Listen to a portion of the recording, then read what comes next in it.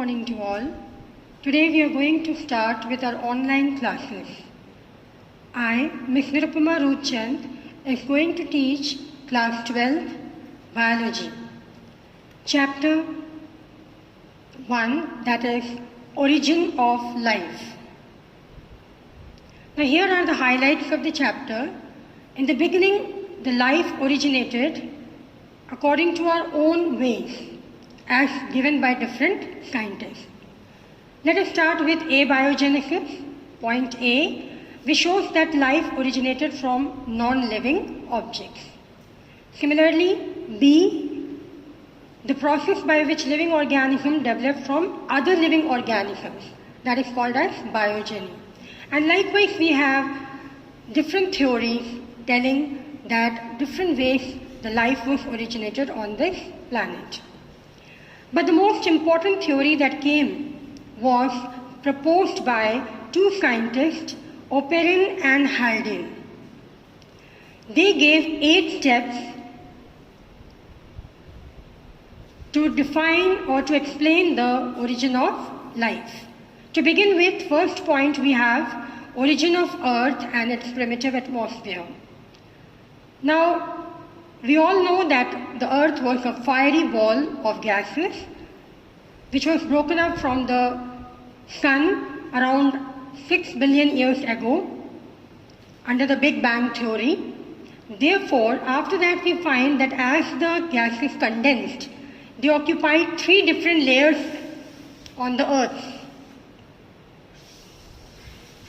The central was the core, which was occupied by the heavy metals like nickel, copper and iron. The medium weight elements, they occupied the middle layer, which were sodium, potassium and many more metals found at that time. The outermost layer was the atmosphere, which was made up of hydrogen, helium, oxygen, nitrogen, etc. Now, then we came to the temperature. The temperature as it reduced to 5000 degrees centigrade to 6000 degrees centigrade, gases converted themselves by reacting with each other to form their oxides, carbides and nitrides. Now, as the temperature started cooling further, we find that the superheated steam was formed. This superheated steam, on further condensation, started forming rain and then followed the water cycle. Now from the earth we find that solid punctures were made by volcanic eruptions, and that led to the following of, or you can say the forming of a hot boiling sea on the surface of the earth. So all the water from the earth's crust came out along. Now these saturated and unsaturated hydrocarbons, they, in the presence of superheated steam, they formed certain compounds like oxy and hydroxy, ketones, aldehydes, etc. And further we find that these ketones, aldehydes and acids, they reacted with the further compounds in the nature because of the absence of oxygen, bacteria, etc. Now, a long chain of organic compounds was formed, such as sugar. Then we have glycerol, as mentioned here, fatty acids, amino acids, and nitrogenous bases.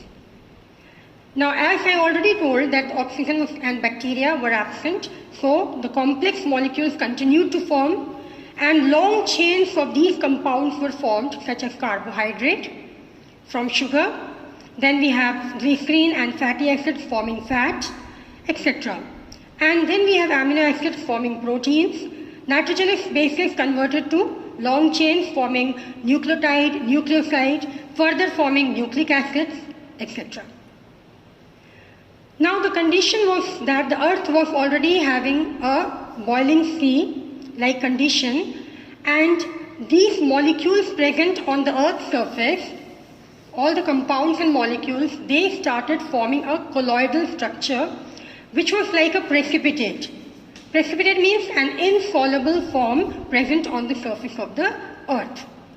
Now these started attracting each other, and as they formed precipitate, they were called as coacervate.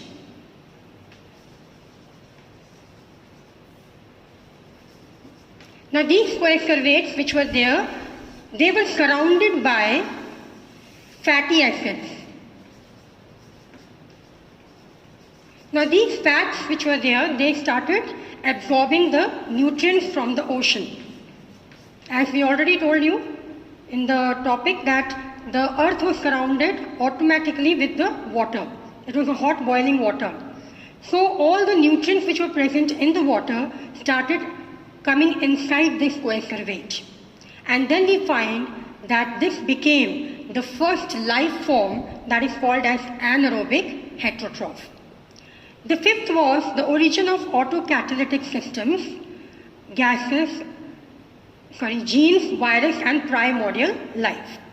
Now the nucleoprotein which I already told you before were formed, they are having the capacity to multiply themselves by replicating. So they started dividing. So these nucleoproteins which were there, they started dividing and then they started forming their own types and carried these information from one generation to another. As we find that these aggregated to form large compounds, the nucleic acids which were there, which were formed from the chain of nucleotides, were called as protovirus. The protovirus, as you can see, is considered to be as today's, is compared as today's virus, which is anaerobic, heterotrophic, and so on. The next was the formation of first cellular life.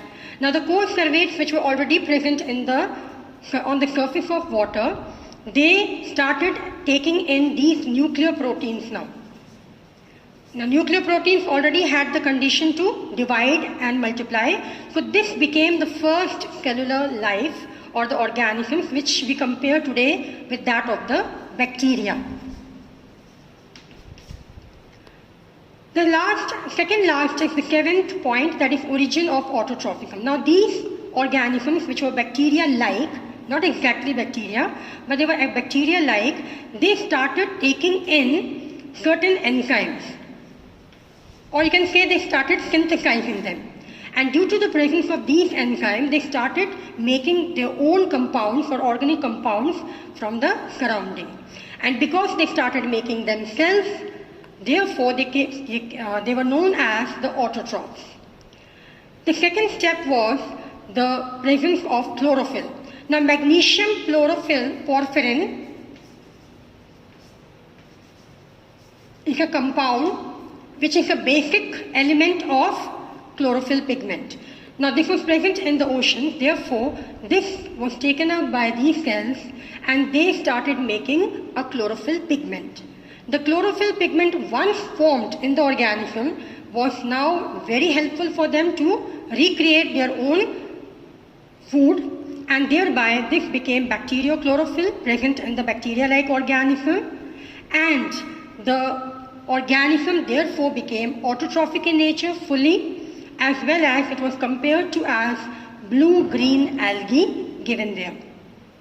So now we have the blue-green algae in the seventh point. The last point is the origin of eukaryotic cell. Now, once the photosynthesis started, that helped in the liberation of oxygen gas. And once oxygen was given out, they started oxidizing various compounds to liberate nitrogen, water, etc. The basic part was this oxygen also combined with another oxygen atom and formed ozone. Now the time was there that when the earth was surrounded by atmosphere, but there was no protective layer around it, that is ozone. And once the ozone layer was formed, the harmful rays of the sun were prevented to fall on the earth. As a result, we find that all the organisms from the aquatic environment started emerging on the land surface.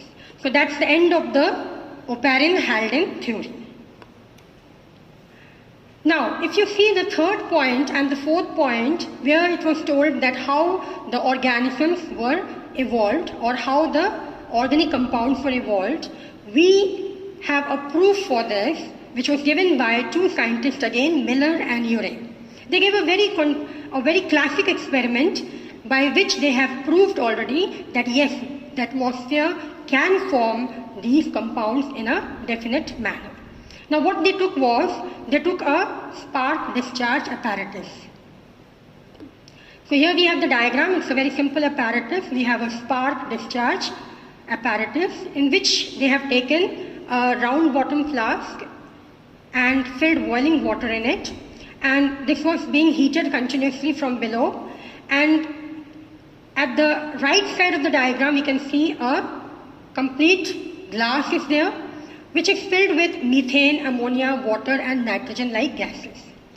Now these electrodes were placed in the center to create an electric discharge so that the current starts. It was like a thunder and lightning in the atmosphere. So it can be compared with thunder and lightning in the atmosphere. So this part of the diagram shows the comparison with the atmosphere. Now as the boiling water from the ocean came up, you can imagine this as the earth and the water present over it. So superheated steam came up and combined with these gases, what happened? They started reacting. And after that, when they entered through this tube, which was actually a condenser, and ultimately they found that certain organic compounds like ammonia, lysine, glycine, all they were being formed at the bottom.